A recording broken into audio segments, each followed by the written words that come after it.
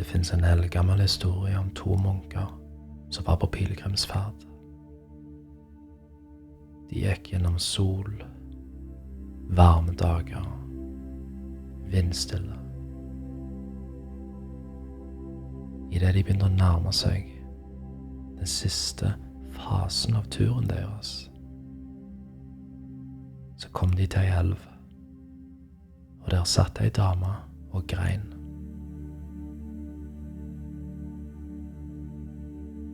De spurte nå hvorfor hun satt der og grein.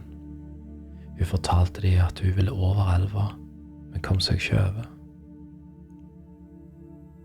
Den eldste munken tilbød jo bærene over, så han løftet henne opp og gikk over elva og holdt hun høyt oppe, sånn at hun ikke ble bløt på kjolen sin. I det de kom over, så satte han henne ned. Hun takte og gikk sin vei.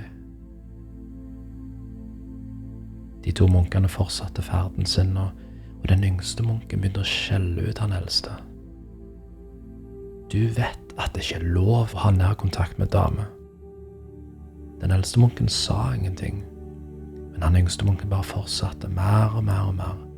Dette pågikk i flere timer. Klagde, var negative, skjelte ut han munken. Plutselig så stopper han eldste munken opp, snur seg til han yngste. Så sier han, jeg slapp hun med en gang vi kom over elva. Hvorfor bærer du på henne ennå?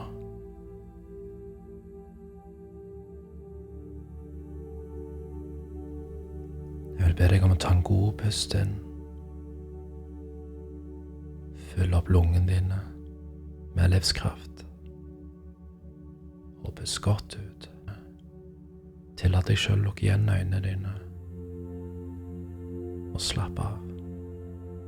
Fortell beina dine, armene dine, om at de kan bli tyngre og trøttere, som at de skrur seg av. Som å gå på dimmeren av et lys og bare skru ned og demp lyset, som at du demper aktivitet i muskler, nerver, sener og fiber i kroppen din, sånn at de blir tyngre, trøttere. Underveis så må du bare bevege deg hvis du trenger å bli enda mer komfortabel. Du gjør det du trenger for å slappe av mer og mer nå.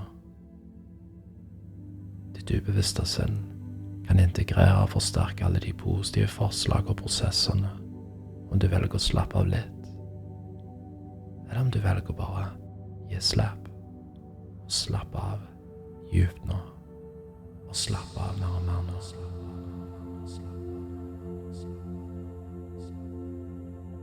Forestill deg at du går langs en nydelig sti på landet.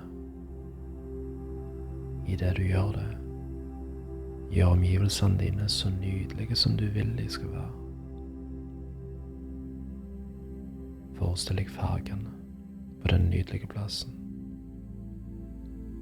Himmelen, trærne, kanskje lyd fra naturen, lyd fra fugler, blad som rasler i trærne. I det du går nedover denne stien som representerer livet ditt, forestill deg at du bærer en veldig stor, tung ryggsekk på ryggen din. Legg merke til vekta av den ryggsekken. Tynger deg, sakker farten, i det du prøver å bevege deg fritt på livsstien din. Denne sekken inneholder alle negative, uønskede følelser, emosjoner, som du har på med deg gjennom livet ditt.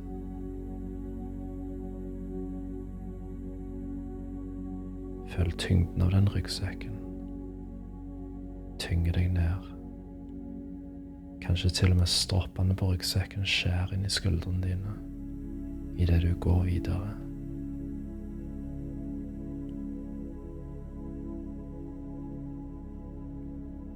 Kanskje du til og med kan legge merke til I det du ser bak deg, så kan du se på tidspunkt på din livs landevei, hvor vekta av denne ryggsekken har dratt deg ned på knær. Stopp deg i å bevege deg fritt gjennom livet ditt med glede og flyt.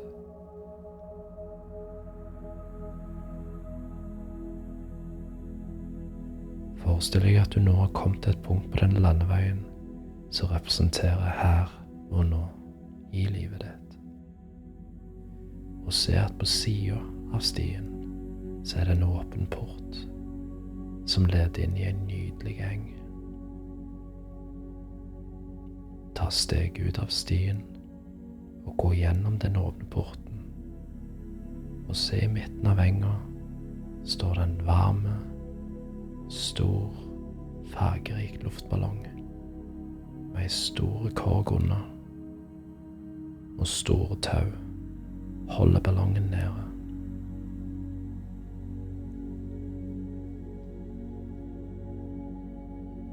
Gå over til den ballongen, og når du er på siden av luftballongen, så slipper du den tunge ryggsekken din ned på bakken. Hør lyden av ryggsekken i det den treffer bakken, og kjenn en følelse av letthet. Åpne opp ryggsekken. Forestill deg at du tar ut innholdet som representerer dine uønskede følelser, og legg de opp i korga. For hver ting du legger opp i korga, så føler du deg lettere, og en større og større følelse av letthet fyller deg opp. Føl de negative følelsene avta mer og mer, og nyt denne prosessen. Ta den tid du trenger for å tømme ryggsekken nå, mens jeg er rolig en liten stund.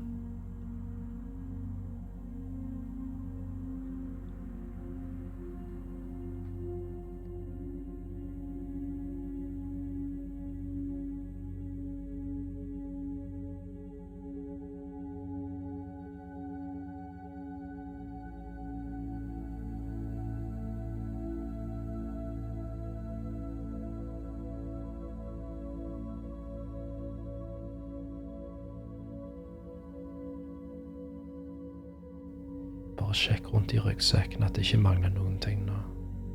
Hvis de gjør det, så legg de opp i korga. Og nå når du har kastet de, bli klar over en dyp følelse av letthet og fred inni deg. Hvis du vil, så kan du slenge ryggsekken i korga også. Legg merke til tauer som holder ballongen og korga knyttet og festet til påler i bakken. Og de 4 tauer for hvert hjørne av korga er knyttet ned til de pålene.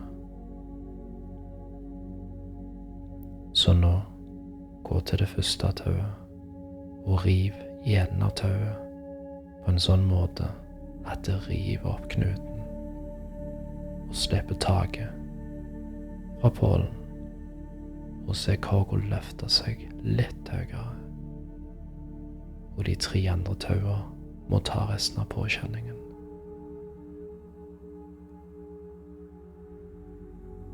Gå nå til det neste tauet, riv og gi slipp på det. Legg merke til hvordan korga rykker litt. Gå nå til det neste tauet og løsne det. Gi slipp på det.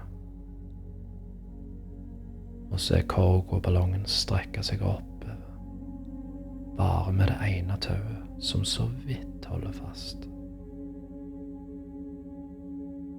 Gå nå til det siste tauet og gi slipp på det. Og se ballongen og korga skyte opp til himmelen og ta med seg alle de gamle, uønskede negative følelsene. Kanskje du vil sette deg ned på det komfortable, varme, myke gresset og se ballongen og korga flyte av sted.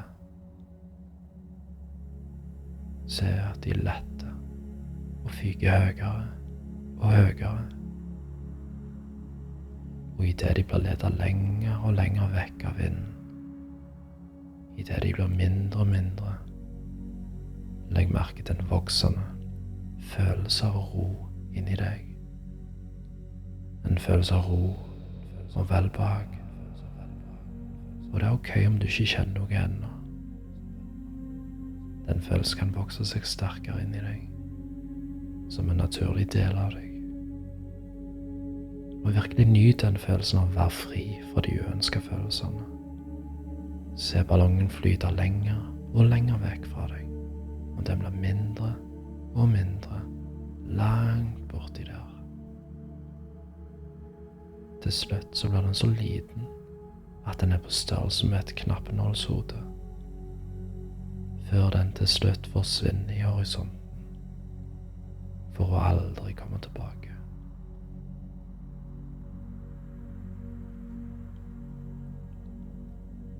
Nå i din fantasi, i det du sitter på det varme gresset på den enga, se rundt deg og legg merke til bak deg at der er det en skog,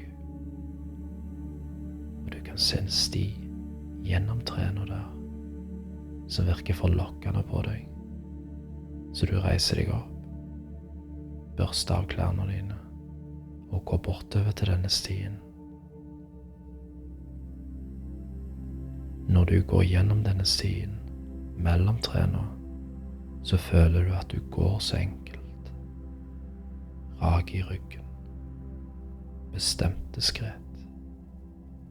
Sola skinner mellom bladene og greinene på trærne. Den rene lufta, så du puster inn i kroppen din. Og bli oppmerksom på renheten av oksygenet som går inn i lungene dine. Og du kan kjenne at du puster djupt og fritt inn i kroppen din. Hvert behagelig åndedrag du tar hjelper deg å føle deg enda mer djupere avslappet og rolig. Forestill deg at stien beveger seg rolig gjennom trærne, der du lett beveger deg oppover. Og stien leder deg til en åpning midt i skogen.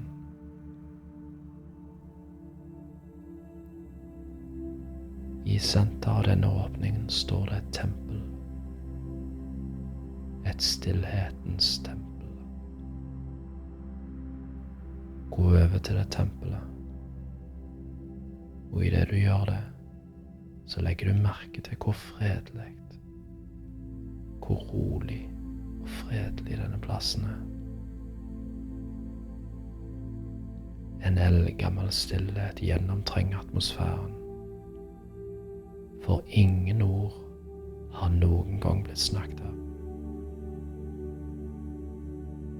Hele plassen utstråler djup ro og fred.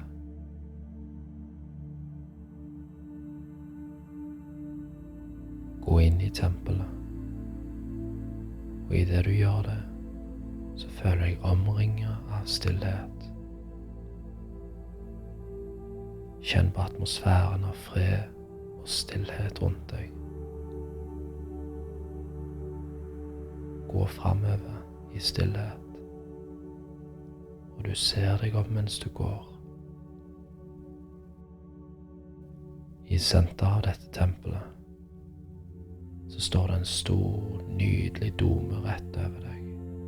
En kraftig orb av lys, som ikke bare kommer fra sola, men den kommer også fra innsida.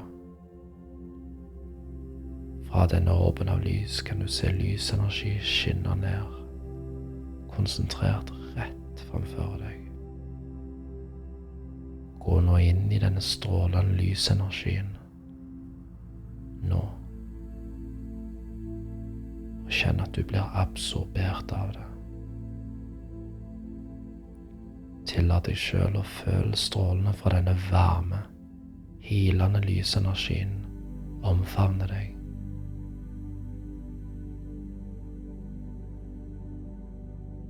fyller deg opp en djup stillhet og ro, så flyter gjennom årene dine, så penetrerer hver eneste celle i din kropp. Stillhet og ro. Føl hvert atom, hvert molekyl i din kropp, ditt sinn, din sjel, bli healet og fylt med denne healende lysenergien. Stillhet og ro. Forbli i denne dype stillheten, mens du tillater deg selv nå å få healing av denne lysenergien. Bli veldig klar over den dype følelsen av fred inni deg. Og jeg lar deg være i denne stillheten, i dette lyset, i den freden nå, i noen øyeblikk.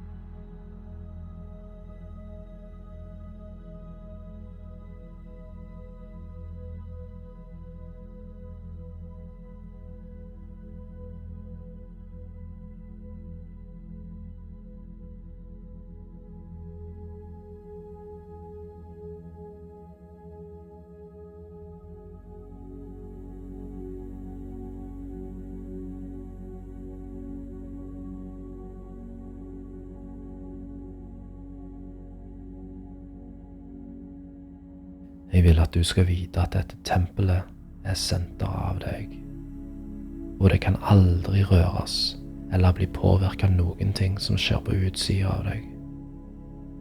Det har alltid vært der, denne plassen av perfekt stillhet og fred, og fra denne dagen av så kommer du til å bli mer og mer klar over denne følelsen av fred og ro inni deg. Denne følelsen av indre ro kommer til å vokse mer og mer for hver dag, bli sterkere og sterkere, og tillate deg å føle deg rolig og avslappet med deg selv og med verden rundt deg, uansett hva som pågår i verden rundt deg, uansett hvilke situasjoner du er i, uansett hvilke personer du omgås med, uansett hvor du er, hva du gjør, eller hva du opplever, så har du den roen i deg, du har tilgang til den freden inni deg, bli sterkere og sterkere. Denne perfekte freden og roen kan bli aktivert i deg når som helst, bare med at du tenker på dette tempelet i senteret ditt. Når du gjør dette, så vil disse gode følelsene av ro spre seg gjennom, rundt i kroppen din, i ditt sinn, og tillate deg å føle en indre ro, en indre harmoni, en indre fred, uansett hva du gjør, eller hvor du er. Hver gang du lytter til lyden av stemmen, så vil den freden bli reaktivert i deg, som en naturlig del av deg. Og hver gang du lytter til dette lydsporet, så vil du forsterke den freden, den roen, den harmonien, og du fortjener å ha det godt. Så når du er klar nå, begynn sakte, men sikkert å gå ut av den lyskilden, den lysenergien, og ta med deg den kraften, den styrken, den roen, og gå tilbake gjennom tempelet. Veldig oppmerksom på denne følelsen av stillhet inni deg. Og hvis du ønsker det, så kan du legge igjen en gave før du forlater denne plassen. et symbol på healingen du har fått her, som er din måte å vise din takknemlighet på.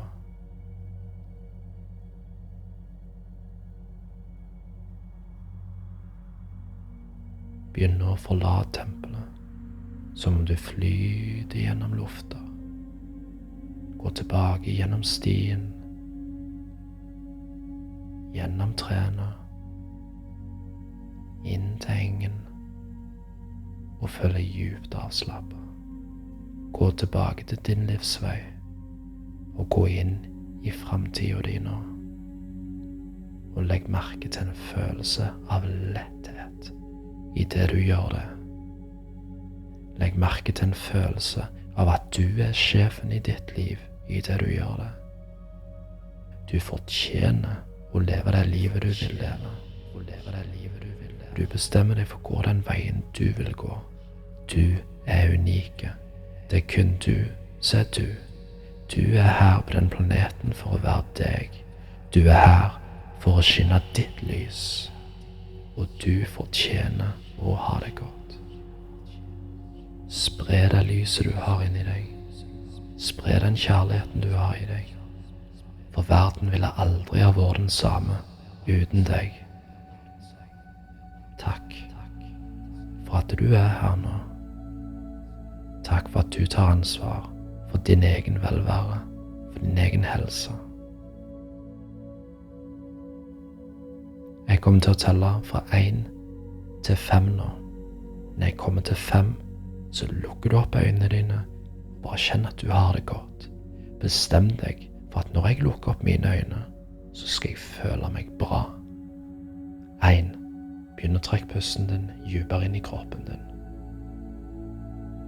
2.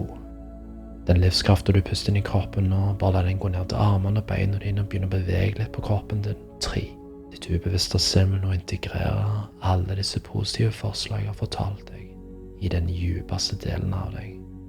4. Våkne opp i øynene dine, hodet ditt, og bare forestill deg at du renser ansiktet ditt med kaldt vann fra sjøen eller fra en bekk. Gjør deg klar for å lukke opp øynene. Tilbake, fullt og helt, våken, klar i hodet og oppkvikket. 5. Opp med øynene.